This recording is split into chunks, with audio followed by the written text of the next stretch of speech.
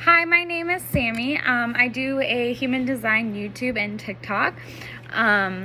You can find both of those links on my profile. I would love to if you would all subscribe if you enjoy this channel, or if you'd like to learn more about human design, or if you're just interested in something or came across it. I'm always excited to meet new people and hopefully to grow the platform. So I want to talk really basic here about the open centers and the defined centers. So if you pull up a genetic matrix, so genetic matrix will have a free chart, I believe, on there for you that you can use. So just make sure that your date of birth, the time that you were born, if you can get as accurate as possible, that is the best. Otherwise, I would talk to a human design specialist, or you can work with me if you would like to, so we can help you figure that out. Okay, so of course I would like to say that I'm so blessed, I'm so excited. I've had so many great comments, and just thank you everyone who started to subscribe to me, and I just can't wait to build this channel, and I'm just super pumped. Okay, so basically, if you have the white centers, if you have it pulled up and you have, say, this, sorry, my dog's being crazy.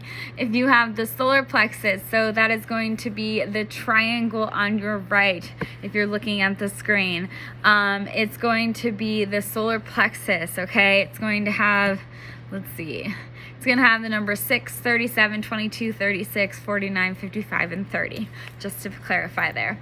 So if you have that open per se, right? So that means that you're here to experience emotions.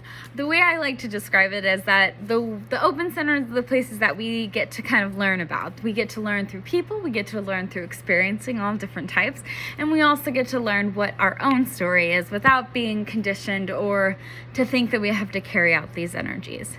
So the first and the most important thing that I would like to discuss with you is that if you do have an open center, that means that you cannot hold on to that energy for very long. It's not sustainable. So for example, I do not have a sacral energy, which means I'm a projector. I'm a 5/1 emotional projector. And so because of that, I do not have sustainable energy. That's why I live like alone. I think it's great to live alone. If you don't live alone, I think it's a wonderful idea. Anyone who's a projector or doesn't have that sacral energy, to really make sure that they clean them, like kind of meditate and make sure that they're not taking on too much. Because trust me, I've been there. I've burnt out so many times. I am the queen of burnout. And just because you don't, or if you have a sacral energy, that does not mean that you can't get burnt out. I want to make that very clear. But anyways, so the girl who has the emotional her solar plexus is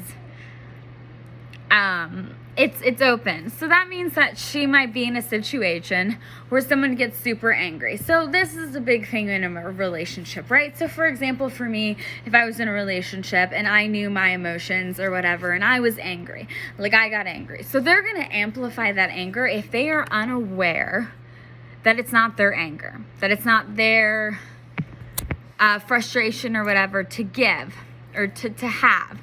So if they choose to stay calm in that moment, that usually means that they're aligned and that they know that their own emotions are not mine, which is a wonderful gift to have. So if you ever feel like, oh crap, like why do I react to that stuff? Or later you're like, that wasn't even my emotion. I don't know why I got so upset about it. It's because you're amplifying that other person's emotion. It means you're a very empathetic person.